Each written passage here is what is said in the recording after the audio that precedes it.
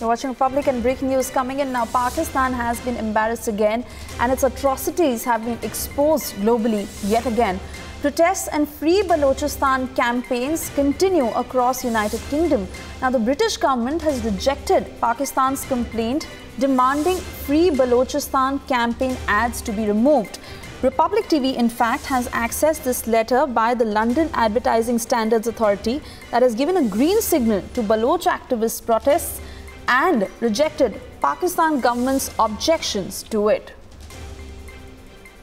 Let's go across to my colleague and our associate editor, Aditya Rajkol, who joins us on the phone line. Aditya, this is a massive setback for Pakistan.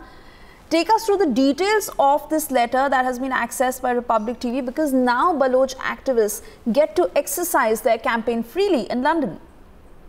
Well, yes, this is a big setback coming into Pakistan. Remember, Pakistan was in a diplomatic standoff with the UK. It had also summoned the British High Commissioner to Islamabad to, in fact, protest this move where Free Balochistan posters were seen all over the London public transport, be it the buses, the cabs, or even other vehicles. And this came as an embarrassment because the World Baloch Organization was putting these posters to expose the atrocities that the Pakistan army was doing in Balochistan. And now this letter accessed by Republic clearly shows that the Advertising Standards Authority in London has rejected all these complaints and claims by the Pakistan government, and this is certainly such an embarrassment coming in for them. So while they have rejected these allegations and said that they are not wrong in any way, they've given a green signal to World Baloch Organization and the Baloch activists to go ahead and in fact put these posters wherever they want, be it the public transport or be it any of the hoardings, where they want to do it for public awareness, because it is certainly a very just cause.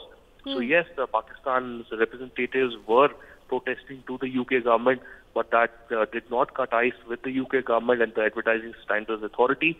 And now the Baloch activists will continue to expose Pakistan's evil intentions and atrocities across Balochistan, not just in UK. They plan to take the campaign all across the globe, where the World Baloch Organization and other groups of the Baloch community will protest and expose the atrocities by Pakistan government.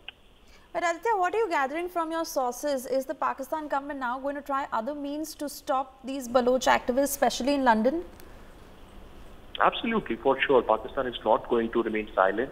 It has already issued a demarche to the British High Commissioner, and perhaps the Pakistan High Commission in London will take up the issue with the Foreign Office and the Home Department there and escalate the issue diplomatically. So they have other diplomatic means of taking up the issue at the very highest level in United Kingdom, and obviously they will explore that. But for the time being, certainly, it is a big jolt coming in to the Pakistan government, with the Advertising Standards Authority clearly stating that the Baloch organizations can continue with their campaign, and Advertising Standards Authority does not see anything wrong in the campaign posters that have been put up in the last 1 month, and that had clearly triggered a massive controversy.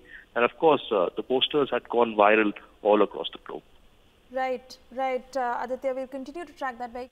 Many thanks for joining us this morning. Also, we have a reaction coming in from a Baloch activist on this matter. Let's listen into that. First of all, I would like to thank everyone who has supported us with the awareness campaign in London.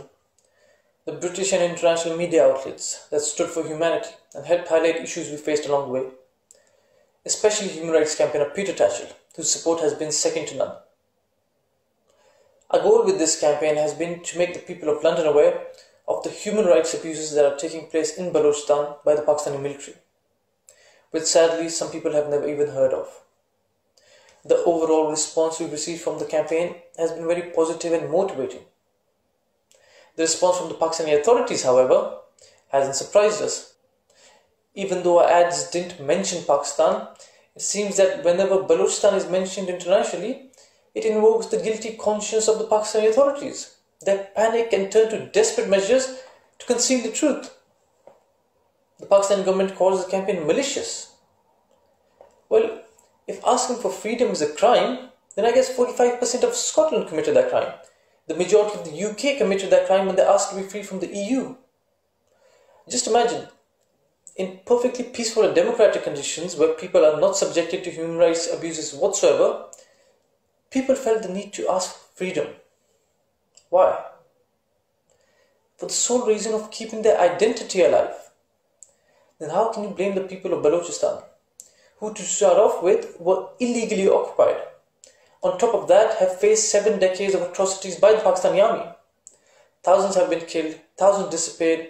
One of the most richest areas in the region has been deprived of its own resources. Just imagine, the people of the town that has been providing Pakistan with gas for 60 years burn wood to this day.